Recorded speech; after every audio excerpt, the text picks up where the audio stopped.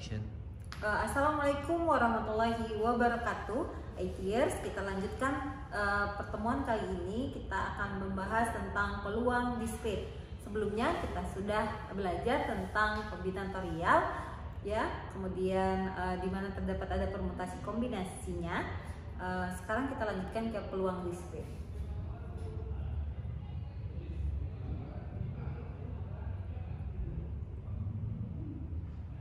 Misalkan ada sebuah dadu yang dilemparkan, maka kalau kita melemparkan satu buah dadu itu satu kali pelemparan, maka kemungkinan muncul mata dadunya adalah mata dadu 1, mata dadu 2, 3, 4 sampai dengan 6. Nah, dalam hal ini terdapat beberapa istilah yang harus kita ketahui.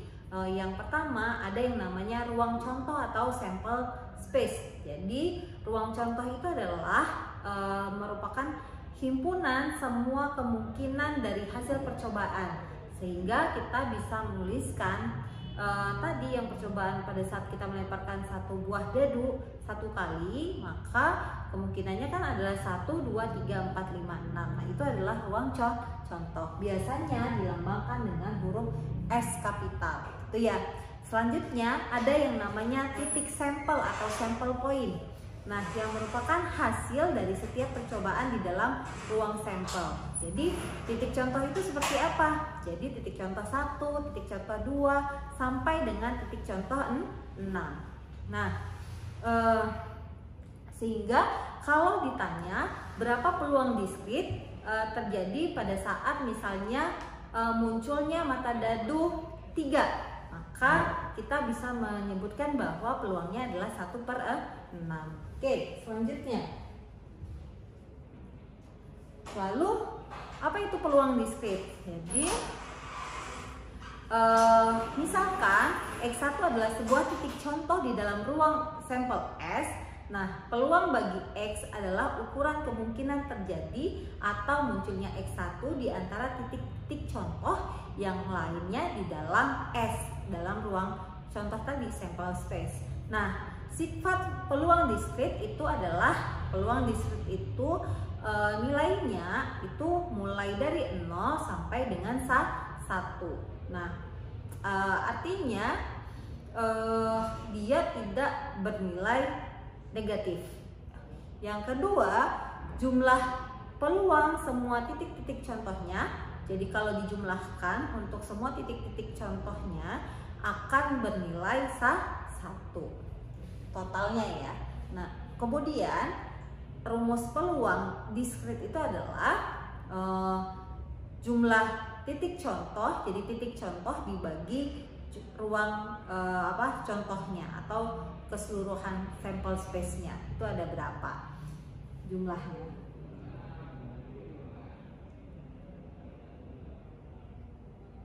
Contoh misalnya pada pelemparan dadu, angka yang mungkin muncul itu kan adalah tadi 1, 2, 3, 4, 5, dan 6. Lalu pertanyaannya, berapa munculnya peluang angka genap? Lalu kita tuliskan di sini, kalau peluang munculnya angka genap berarti ada 2, 4, dan 5. Sehingga jumlah angka genap yang muncul berarti ada 3.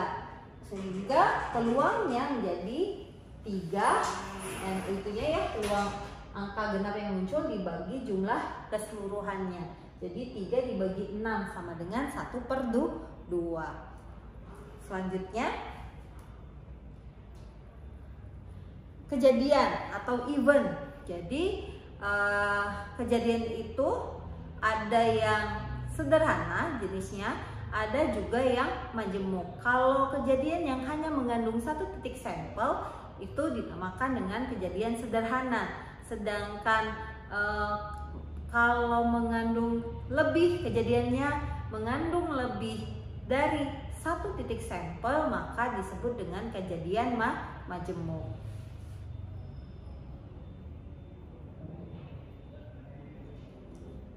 Contoh misalnya, tadi pada saat kita melemparkan satu buah dadu, sekarang misalnya munculnya angka ganjil. Misalnya ya, maksudnya adalah berapa peluang munculnya kejadian angka ganjil untuk mata dadunya, sehingga kalau ganjil berarti ada 1, 3, dan 5. Jumlahnya adalah 3. Jumlah keseluruhan titik-titiknya atau ruang sampel space-nya atau ruang contohnya itu ada 6, sehingga kita mendapatkan hasil adalah 3/6. Ini untuk kejadian contoh kejadian majemuk. Kalau kejadian sederhana misalnya berapa jumlah peluang munculnya mata dadu 4. Oh, berarti ada 1 kan? 1/6 gitu ya. Selanjutnya contoh lainnya, ada 2 buah mata dadu yang dilemparkan, kemudian berapa munculnya angka dadu yang jumlahnya sama dengan 5. Oke, jadi kita punya 2 buah mata dadu nih ya.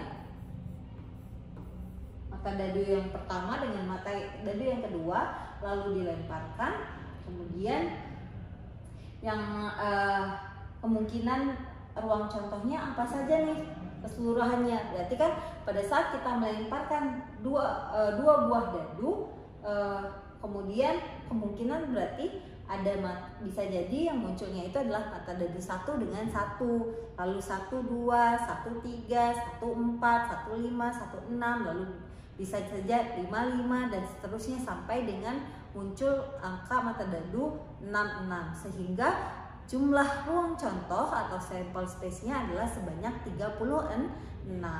Nah, kemudian misalnya tadi pertanyaannya adalah berapa munculnya